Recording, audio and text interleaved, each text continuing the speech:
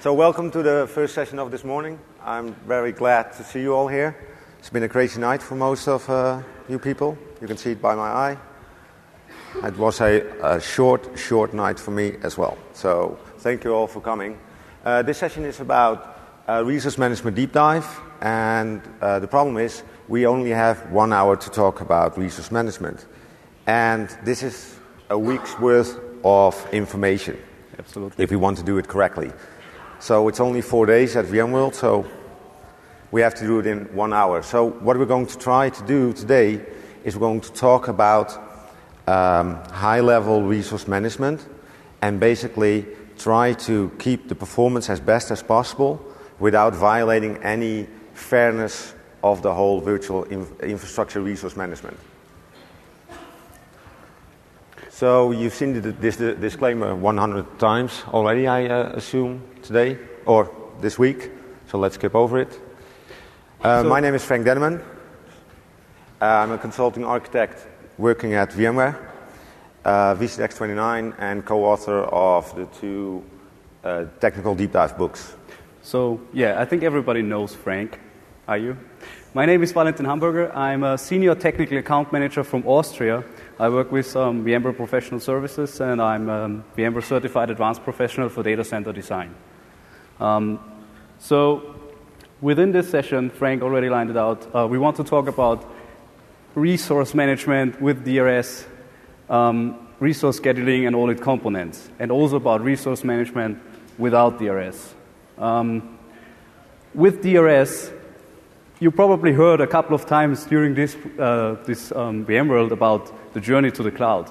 Now, I don't want to stress this anymore, but DRS is a very important piece when we talk about cloud computing and automation. So without DRS, this won't be possible at all. So basically, this is a very big room. So we would ask you to keep the questions to the end. The 2 best questions of this session will receive a book. So please think of something good and challenge us, please. So today's outline is we're going to talk about the resource basics, just to get yourself a refresher of the whole environment. Then talk about virtual infrastructures without DRS, and then dive a little deeper and talk about DRS itself. So by the show of hands, how many people actually use DRS? Oh, that's a lot. That's a lot. That's good. Nice. Very nice. So of the people who are using DRS, how many people use resource pools? Oh, that's a bit Still fewer. a lot. Now a tricky one. How many people use VApps? All right. Okay. So within this session, we're talking about DRS and resource pools. We're not mentioning actually VApps itself. So VApps are just resource pools. So if you hear us talking about resource pools, you can. It's similar to VApps. So yeah, basically you can apply those methodologies we explained today also to VApps. Yeah. So let's start with the basics. So within an ESXi host, you have resource schedulers. You have a resource scheduler for CPU, and you have a resource scheduler for memory as well. Each of those 2 schedulers will compute a target that's also called resource entitlement, and I will get into resource entitlement a bit later. So one of the primary elements of in the resource management environment is the hardware configuration of a virtual machine itself. This will act as a boundary for the resource scheduler to allocate resources to that virtual machine. So this is very important to understand. And later on, you will see why we are talking about VM hardware configuration in the beginning. So the resource scheduler allocates resources to the virtual machine, but it's actually up to the guest OS or the virtual machine to allocate it. And that's based on usage. So if a virtual machine has a configuration of 4 gigs of memory and 2 vCPUs, it's still up to the virtual machines to use it or not. So this ties into the next situation or the next term, and that's resource entitlement.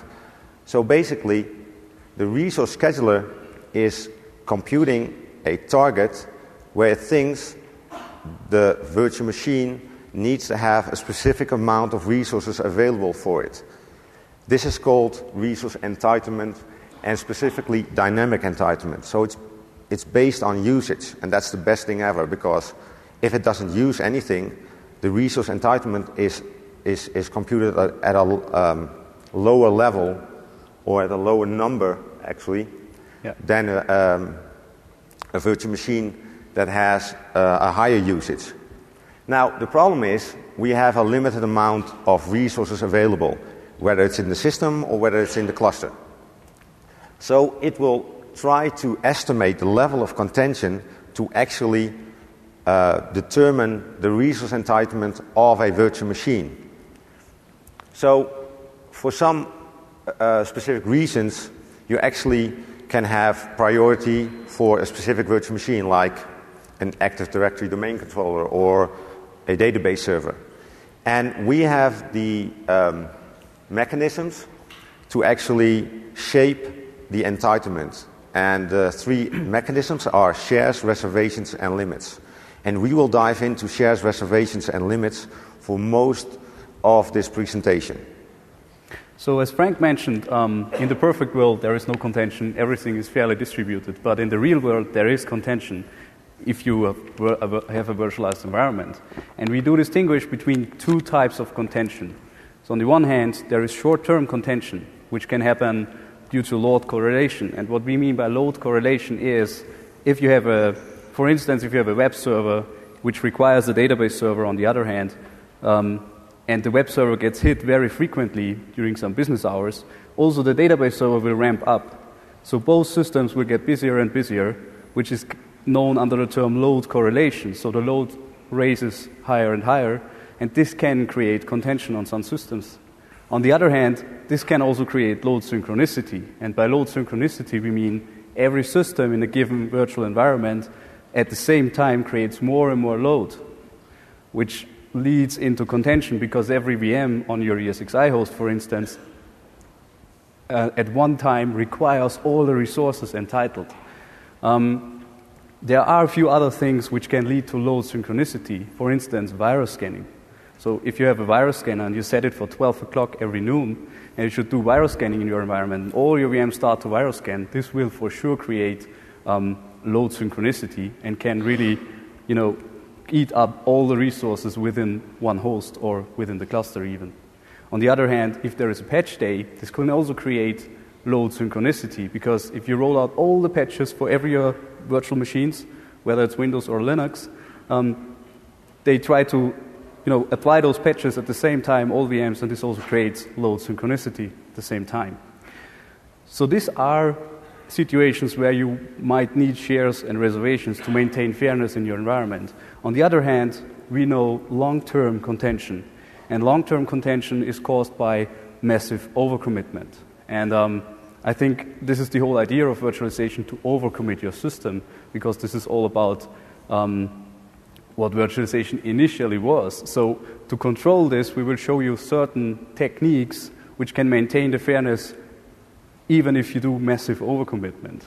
And we'll now move on to look at life without DRS. So Frank asked the question, who is using DRS today? And there are so I think most of the room is using DRS, but there are people in the room which aren't using DRS. We want to show what is without DRS. So how is resource management looking without DRS? And as Frank said already, we are talking about the three major tools to provide fairness, and they are called shares, reservations, and limits. And now Frank will explain us the shares a bit more. Yeah, so let's begin with shares, as Valentin mentioned. Shares indicate a relative priority, and with relative I mean it's relative to the amount of shares issued by the system. So shares are configured on a virtual machine by the actual hardware configuration. So if a virtual machine has more CPUs, it will receive more CPU shares. If a virtual machine has more memory, it will receive more shares of memory. So there are 3 predefined share levels that will allow you to set a priority in a very fast and efficient way, and these called low, normal, and high. Now, we forgot, or not, we didn't forget, but we didn't mention one, and that's actually the custom share value. So how many people, by show of hands, use this custom share value? Okay. Cool. So low, normal, and high will give you a ratio of 1 to 2 to 4. That means, for example, if I'm using CPUs, if I configure the virtual machine with the 1 vCPU and a low share value, it will receive 500 shares of CPU. But if I set the share level to normal, it will receive twice as much, so that's 1,000. If I set it to high, it will receive 4 times as much, so that's 2,000. So let's take a look at the example we show on this slide, and let's begin on the left side. So the host has 2 virtual machines, virtual machine 1 with 2,000 shares and virtual machine 2 with 1,000 shares. So depending on the share level, that can either be 1 CPU or 2 CPU for VM1, and VM2 can also have 2 CPUs, but then a low share value. It still has, the system has issued 3,000 shares. So based on a relative priority, virtual machine 1 is getting 67% of priority if there's contention. So this is very important to understand. Shares will only apply when there's contention. Otherwise, it will only use the active usage of the virtual machine, as I mentioned before. Let's make it a little bit more interesting, and let's add VM3 on the right side of the diagram. So by issuing 1,000 shares, the shares are in total increased to 4,000, but its share value, its relative share value of VM1 is diluted because it now holds 2,000 shares of the 4,000 shares in total, which will result in a 50% share value. So you will see that actually the relative share value or the relative priority has dropped. So please keep this in mind when configuring shares. So it's based on the number of virtual machines inside the ESXi host and the configuration of the virtual machine itself. Now, as Frank were talking about shares, there is also reservations, and I want to talk a bit about CPU reservation. And so when we talk about a resource reservation or a CPU reservation, this is a guarantee for a certain level of resources to a particular VM. So it guarantees the VM that it can use these resources whenever it needs it or it requires it, which is much better word for it. On the other hand, which is very important, CPU reservations influence the admission control which is powering on VMs on ESXi hosts. So keep in mind, when you set a CPU reservation, those resources must be unreserved in the ESX host to be acquired by the VM. So the VM, there must be unreserved resources that you can power a VM with a reservation. So this reservation gets all the unreserved resources. This is very important when it comes to CPU reservation. On the other hand, a CPU reservation which isn't needed by a VM, by a powered-on VM, can easily be shared. There is no problem, because if the VM doesn't need the CPU cycles, the cycles can be shared to other VMs which need the cycles. This is no problem. On the other hand, when the VM ramps up and it gets busier and busier and it started to need the reserved CPU resources, other VMs will be descheduled to free up the room for the CPU resources which are needed by the VM which holds the reservation. So this is very important to know that CPU reservations are shared. Because of that, when a VM is getting busier and busier and needs its reserved CPU capacity, it can take a very, very short amount of time for the scheduler to free up those resources. And this is why we stated the last sentence on the slide, that a CPU reservation does not always equal priority. Of course, when a VM needs its reserved resources, it gets it.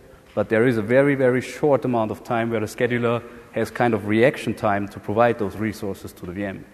Now, Frank will dive deeper into it and will explain memory level reservation for us. So memory reservation is similar to CPU reservations when it comes to guaranteeing the amount of resources to that virtual machine. It also has the same effect on admission control. But what it doesn't do, and where it differs from CPU reservations, is that once allocated, it will never give it back until it's powered off.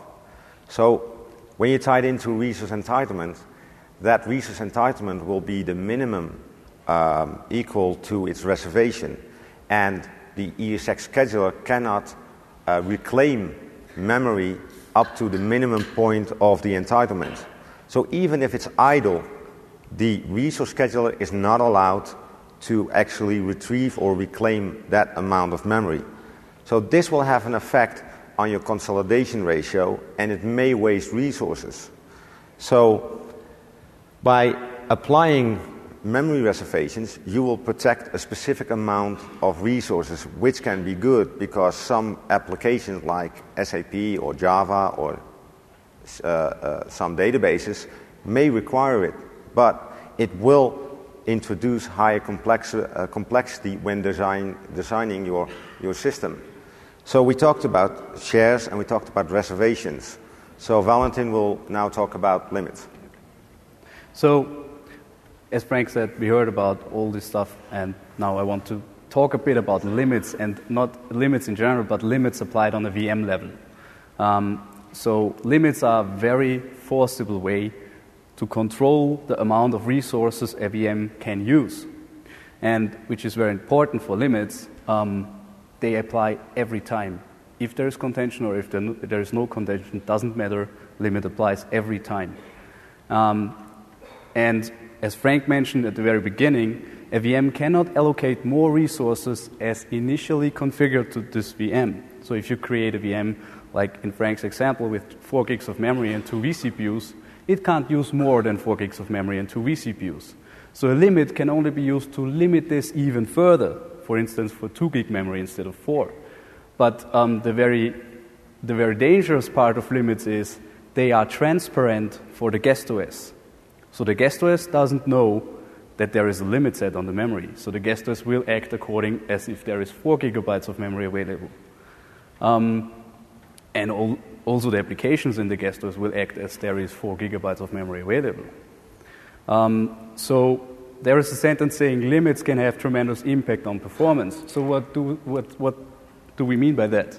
When a limit is hit, the scheduler won't schedule any more physical resources to that VM. So in fact, it uses special techniques to satisfy the resource requirements for this VM. In terms of memory, this means it tries to satisfy the memory by using memory compression when it's ESXi 4.1 or ESX 4.1. If the memory compression isn't satisfying the VM at all, it starts to use ballooning. And if ballooning is not working, it starts to use swapping. So even if there are memory resources available, the VM even is swapped because it hits the memory limit.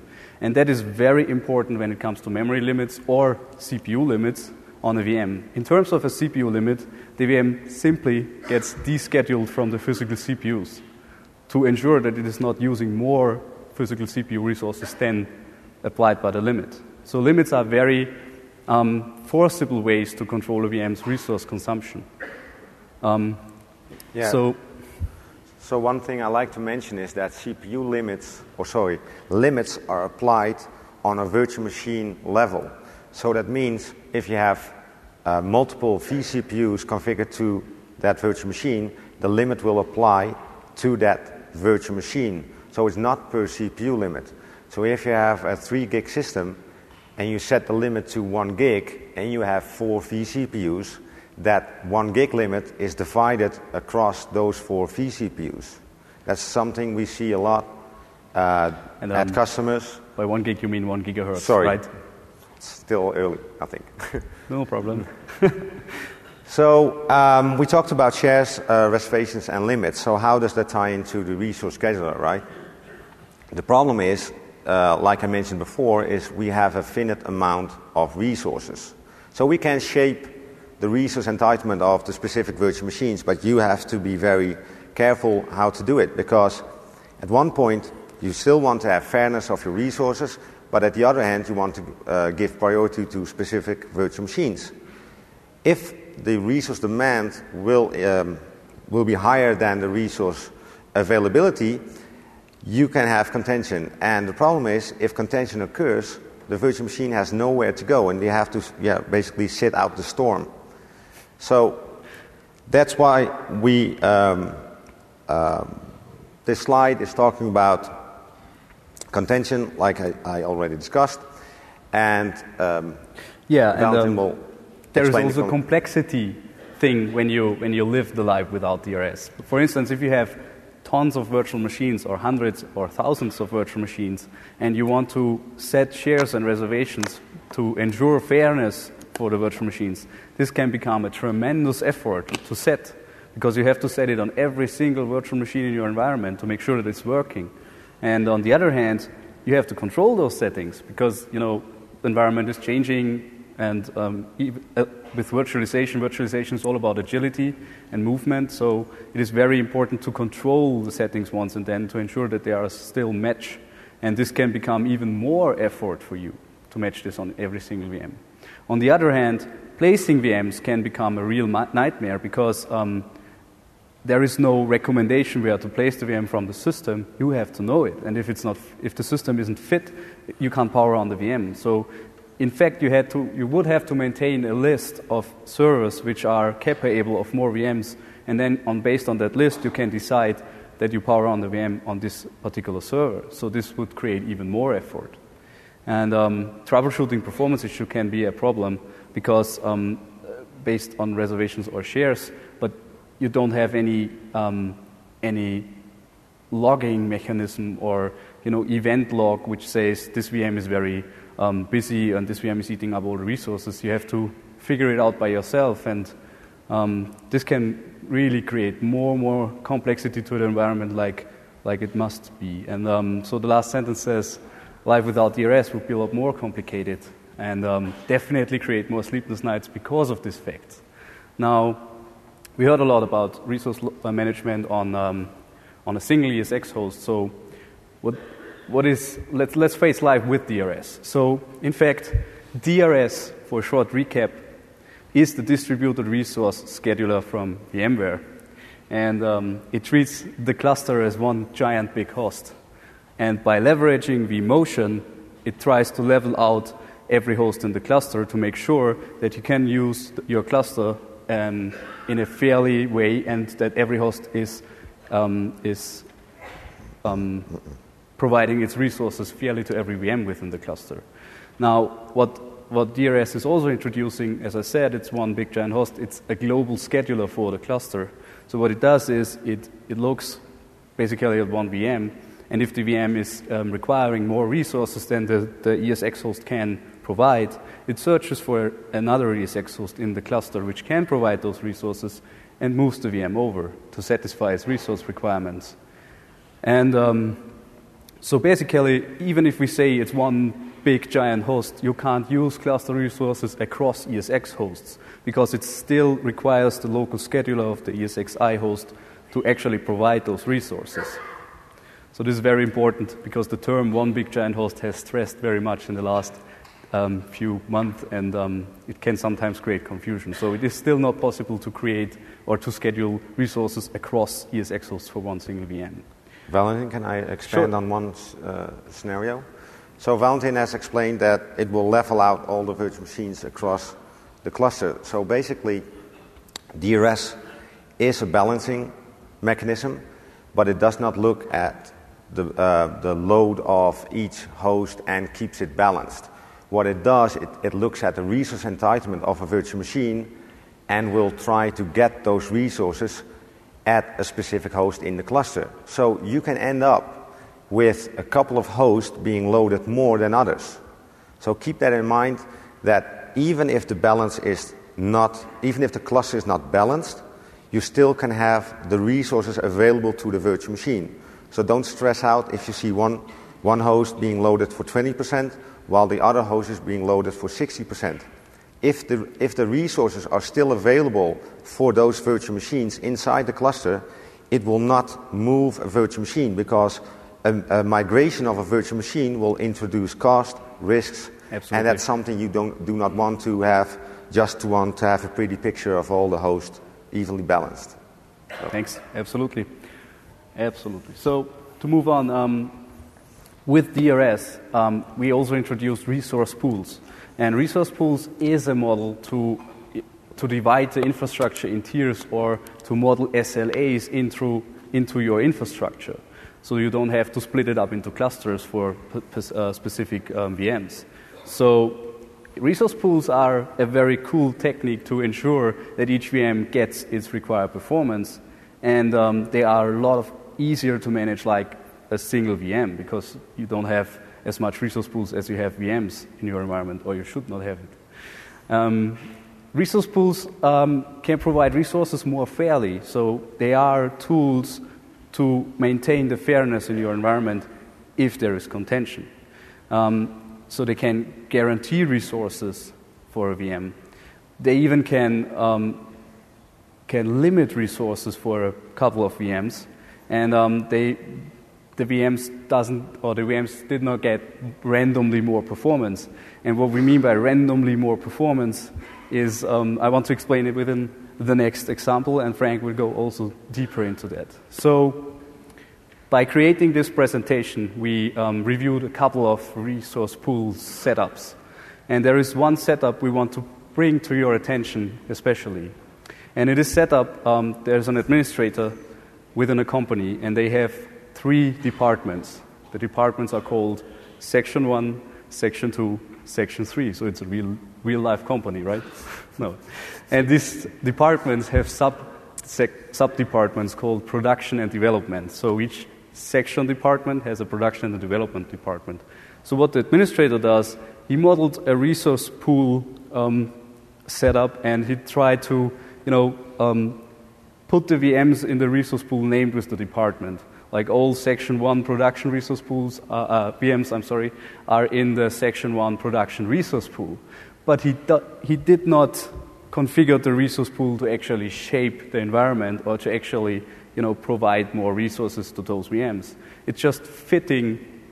It's just a kind of modeling the company's section or department structure. So it relates the virtual machine with a specific. So actually, right? Absolutely. He's actually doing this to maintain which VM belongs to which department. And we do have some troubles with this setup, because even if the resource pools are not configured to shape the resources, they still do this, because that's what they are designed for. And the problem with this is, based on the number of VMs in a resource pool, they may get more or less priority. And this is a very, very important fact when it comes to resource pools. And what this means in detail is Frank going to explain within the next slides. Thanks, Valentin. So what Valentin already discussed is that even if you don't configure your resource pools, it still has to do some work, because a resource pool is designed to shape resources and give a specific priority or protect specific resources. So the diagram shown on this slide is talking about parents and child. So when we talk about parents and child, we are talking about distributing resources and consuming resources. So the cluster itself is the parent of all resource pools and all child objects. So when I talk about child objects, I talk about virtual machines, VApps, or resource pools. So the cluster is the parent of resource pool 1 and resource pool 2. That means that resource pool 1 and resource pool 2 become children of the cluster. Now this is interesting, because you can place virtual machines inside a resource pool, right? This means that the resource pool will turn into a parent for its children itself. That means the virtual machines or the resource pools configured in that resource pool itself.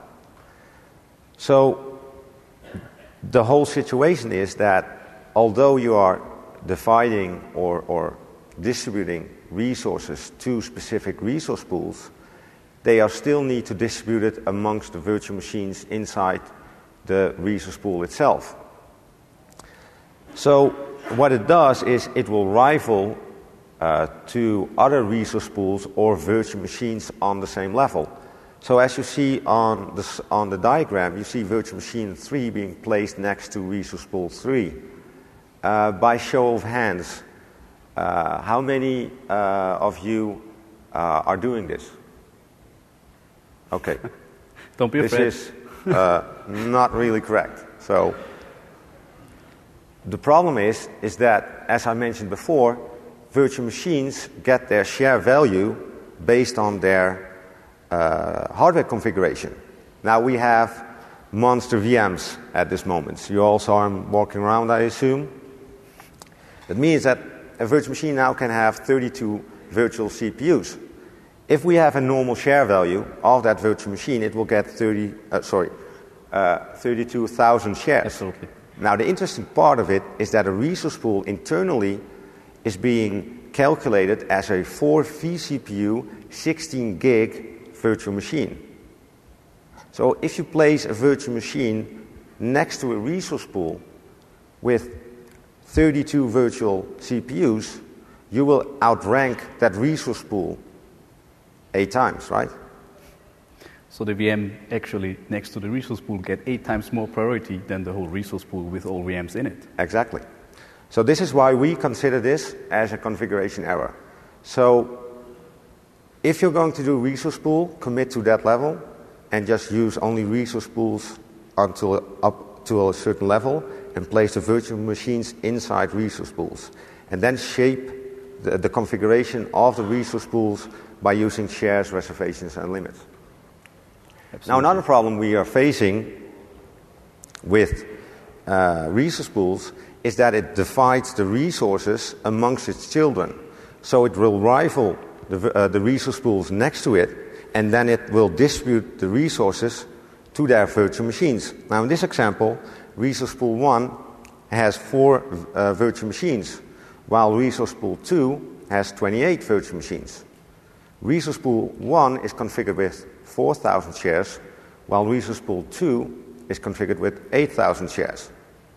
Although resource pool 2 has more shares to it, the priority it gets from the cluster is higher than resource pool 1, but it needs to divide the resources it obtained to all its virtual machines. So the actual percentage of the resources for each virtual machine in resource pool 2 are much smaller than the percentage on the virtual machines on resource pool 1. Now, we made the mistake of using yellow in this presentation and using a small font as well. So I think most people cannot read this, right? So on resource pool 1, each virtual machine will get in a worst case scenario, and I will explain worst case scenario in a bit, more than 8%, while the virtual machines in resource pool 2 will get something more than 2%, while still the resource pool has a higher share value.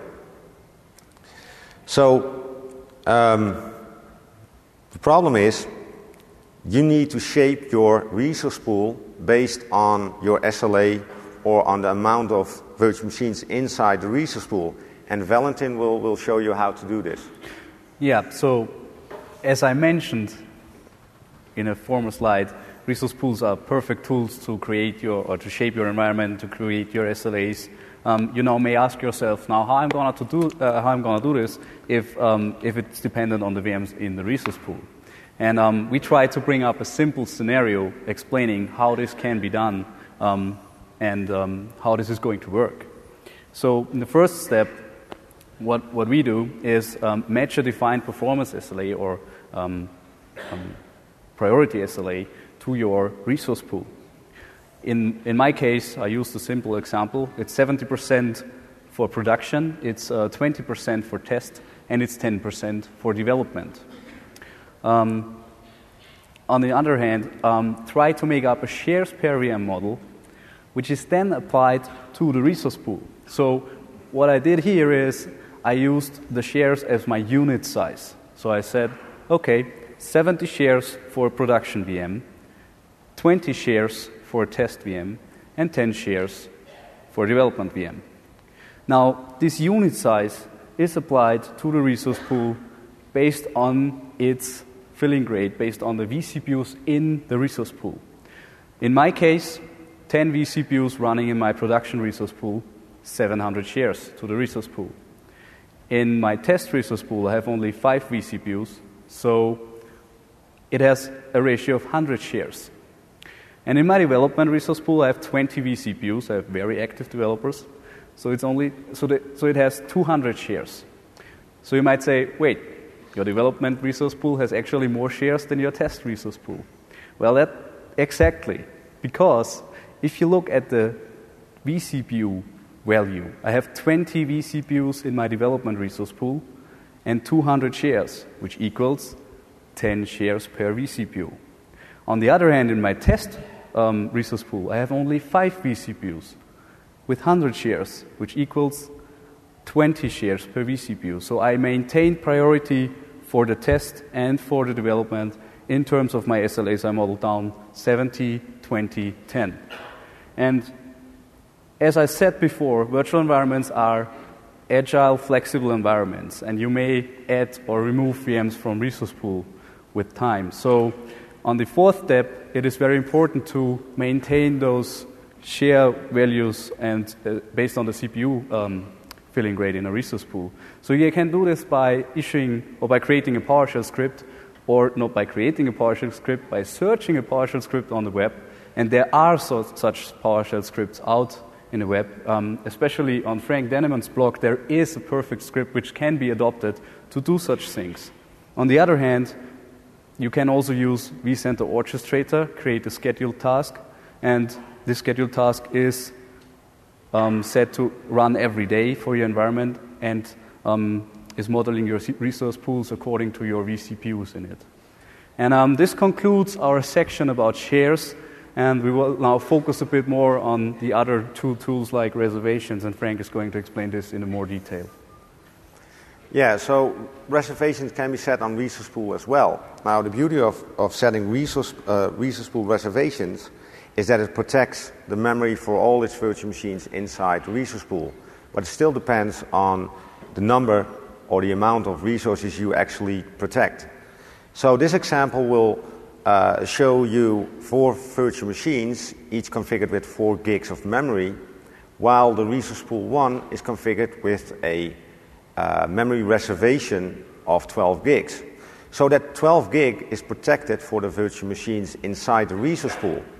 But if all virtual machines will use more than the reservation, what will happen? So we come up with a typical day, and let's start at 8 o'clock, and let's start at VM3. So VM3 is configured with a low share value, and it actually is quite busy at this moment. So based on its active usage, it will get 4 gigs of protected memory. So the green bars below each virtual machines is the amount of protected memory it will receive at that specific time. So the other virtual machines are obviously not that busy. So maybe it's an Active Directory domain controller or something that uses when people log on. So at 11 o'clock, everybody's working in the office, hopefully, and each virtual machine is quite busy. So depending on the share value, it will receive a bit less protected memory.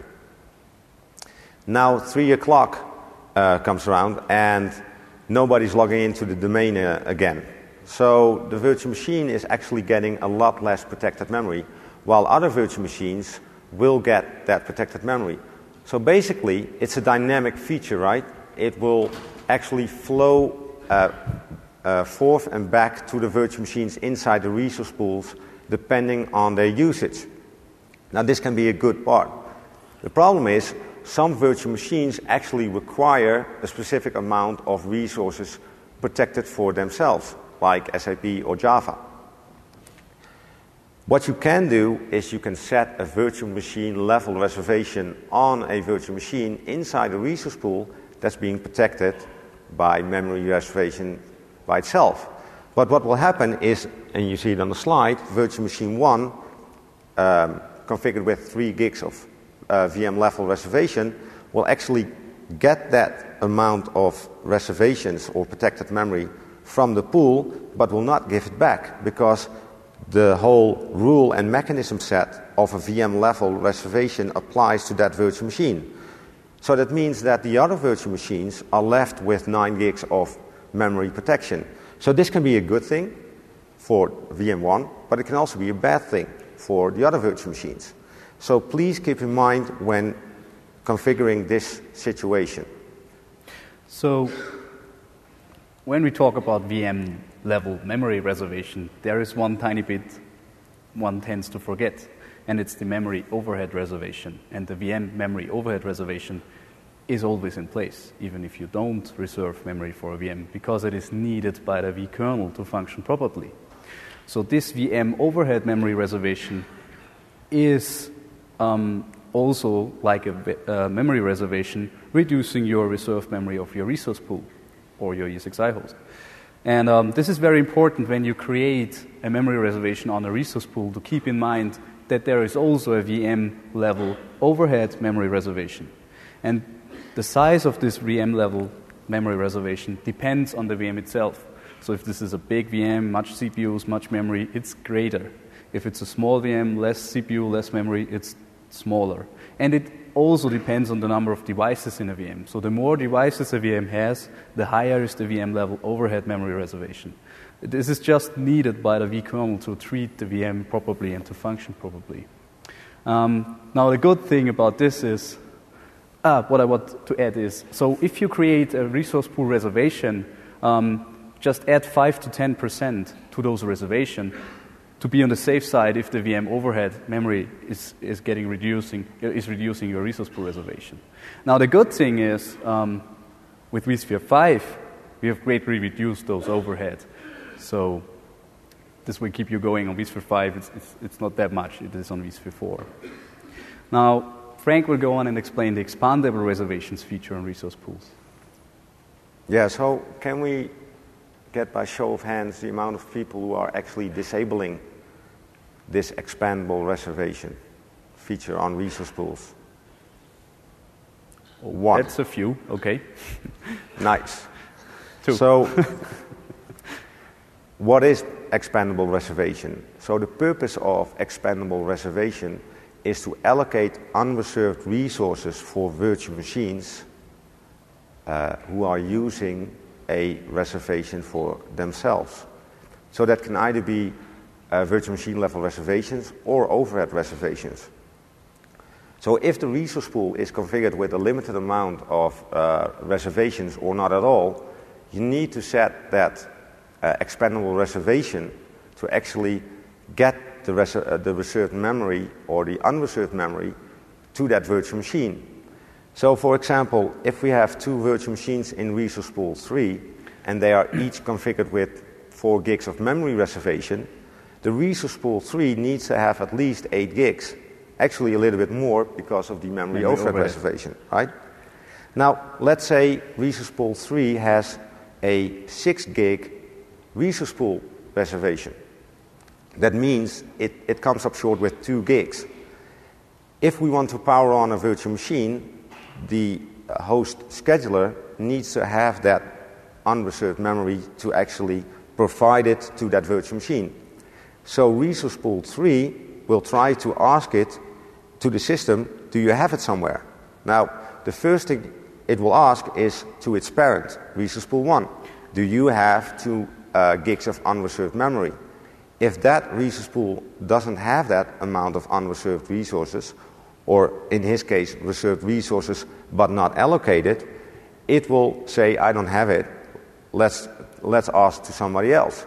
Now, what it doesn't do is it will ask its sibling. So it does not ask resource pool 4, but it will ask the cluster, depending on the expandable reservation setting of that resource pool itself. Because if you disable expandable reservation on resource pool 1, the whole quest of unreserved resources just stops. So please keep in mind when disabling this setting, if you don't have VM level reservations, you only need to have unreserved resources for the overhead reservation. And I want to add, by disabling expandable reservations, this will give you anything. And by enabling expandable reservations, this will not add some pain or some resource destructions. It's just a setting to allow a resource pool to ask higher. Now, as Frank explained, the expandable feature, let's talk about limits on resource pools. And it is sometimes a broad belief that if you set a reservation on a resource pool, this is also a limit, but this isn't true. It's just a reservation, right? So it just provides, this is the minimum amount of resources the resource pool provides to its child. But if the child asks for more, unreserved, they can get it if it's free. So a reservation is not a limit. So every time a VM needs more or requires more resources which are not reserved, a resource pool can allocate up all the resources within the cluster to satisfy those needs. However, if other needs those resources, it flows back. So it's all highly dynamic. So this is what reservations are all about. So there is not a limit. So there is really no requirement to disable the expandable reservation because, expandable reservation is just for reservations, as Frank said, and a resource pool can always allocate more resources for the VMs if they are unreserved. So by talking about reservations are not limits, let's talk about limits. So resource pool can also limit the resource usage of VMs. It is more interesting to apply a limit on a resource pool than to apply a limit on a virtual machine, because it is a limit for a whole group of VMs. But it is the same forcible way to prevent VMs use more resources than specified by the limit. So as for VMs, the limit applies all the times. Even if there is no contention, the limit applies. And there is a sentence I want to bring to your attention. It says, limits can or will create contention within a resource pool. So what we mean by that is, if you have a number of VMs in a resource pool and you have set a very, very low limit, and those VMs try to acquire more resources, and they hit the limit, it creates a contention scenario within the resource pool because the VMs are not allowed to get more resources from the cluster, the host, whatever. So this is very important to keep it in mind. But on the other hand, this is also a very cool thing about limits on resource pools, because if you don't want to care about, if you want to, for instance, if you have a development environment and you want to give them a freedom of choice and say how many VMs you're deploying, I don't care, but this is the amount of resources you get. And use it wisely, otherwise it will get slow.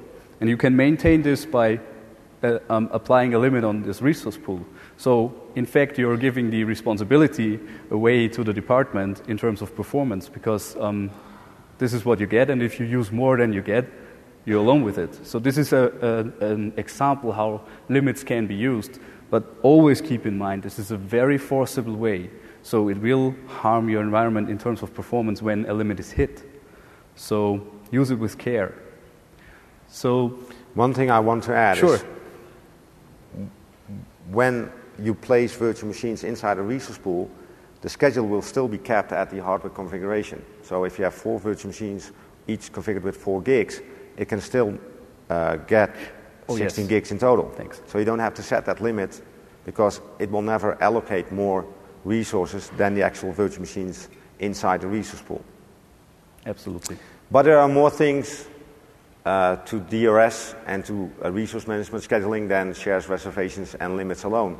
And that's actually shaping or allowing actually the virtual machines to run somewhere. So I think you all are very aware that we are using VM to VM affinity rules for a couple of years now, right?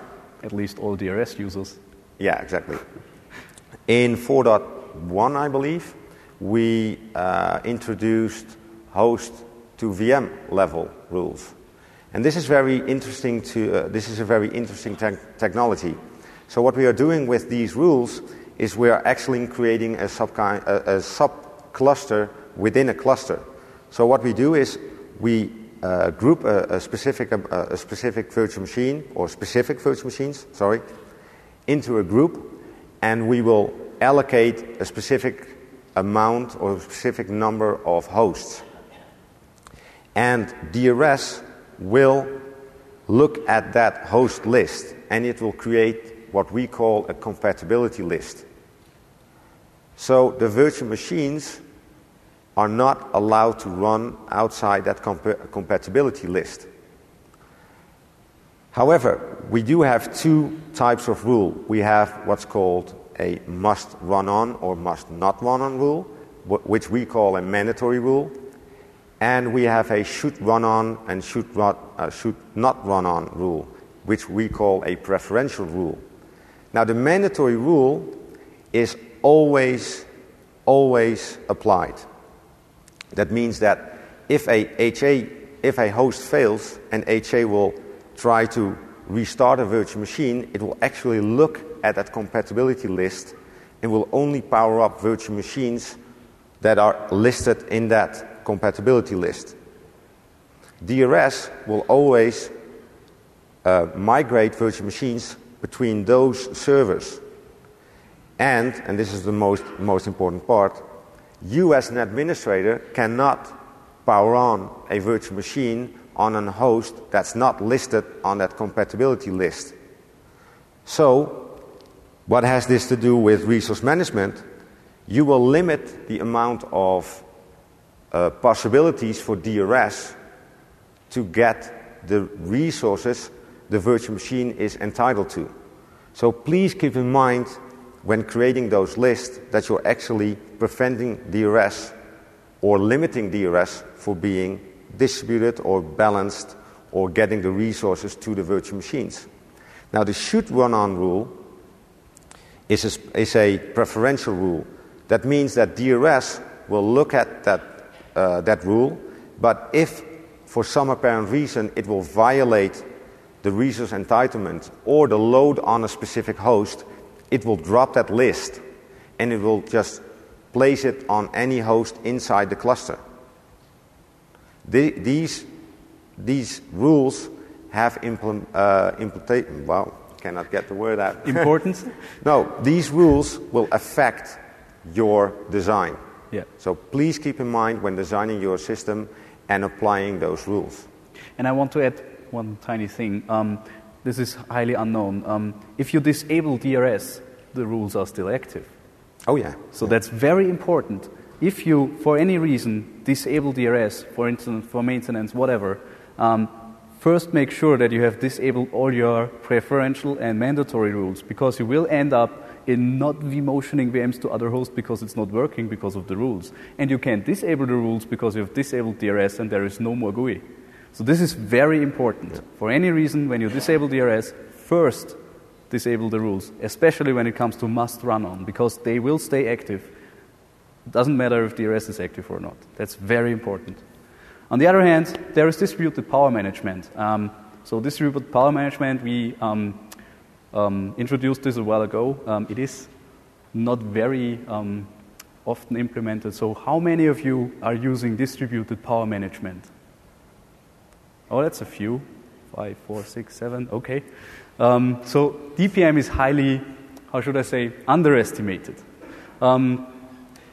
Frank told us a lot about affinity rules. They are also, so DPM has also to respect those rules. In fact, DPM is a piece of DRS. There is no DPM without DRS. So what is DPM? DPM is the distributed power manager. It sets hosts to standby if their resources are not needed within the cluster. But it's not that simple, actually. Actually, there is an algorithm which determines when a host can be set to standby and when a host must be waked up again.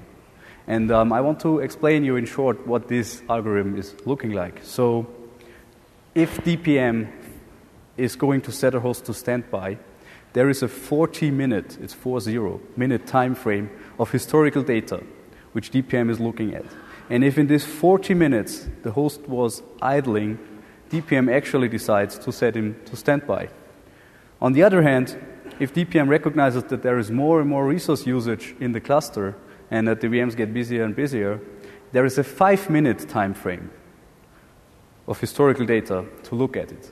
And if DPM recognizes that within these 5 minutes the busyness or the resource usage raises, it instantly fires up a host from standby to wake up. And it does this using IPMI, ILO, and wake on LAN.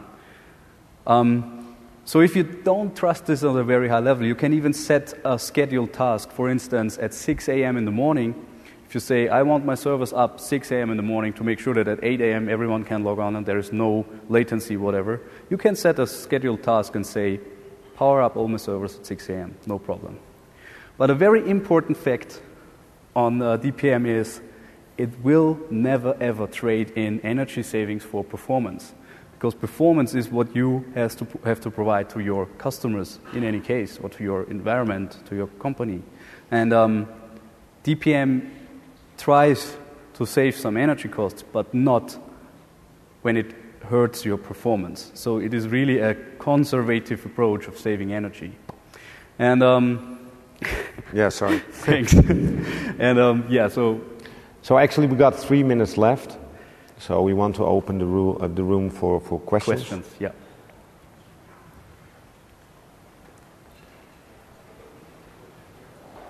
And please don't forget to fill out the survey. The survey. If you feel lucky. We have microphones somewhere to hear you. You yell, okay.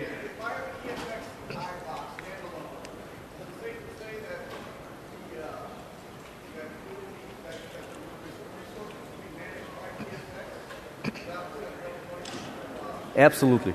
So the question was, there is an ESXi box standing alone, and is it safe to assume that the resource management will be done by this ESX box without setting shares, reservation limits, right? Okay, so yes, it will. What we showed you today is if there is contention on this box, it will get resources and priority on the best effort estimate, on the use of the VMs. And by setting those shares, reservation limits, you can actually influence how the resources are distributed among the VMs if there is a resource problem on that host. So it's all about fairness and performance. Is this answering your question? Perfect. Question on the left? Yeah. What happens to the reservations of a resource pool if it's empty? Does the scheduler still set aside like the 12 gig? Yes. And then but, does? Yes, it does. May I dive in?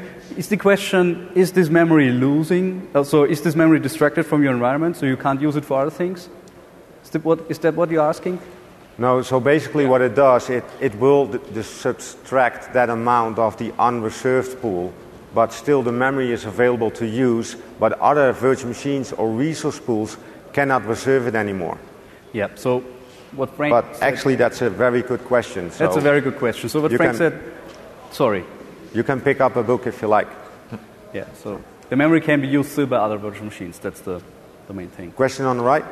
If I set a memory reservation on a VM, does that memory reservation prevent that memory from being ballooned away? Yes, correctly. Absolutely.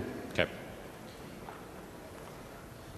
Left? So we have several two-host HA clusters that don't really need both hosts to handle the performance. It's just for HA and maintenance.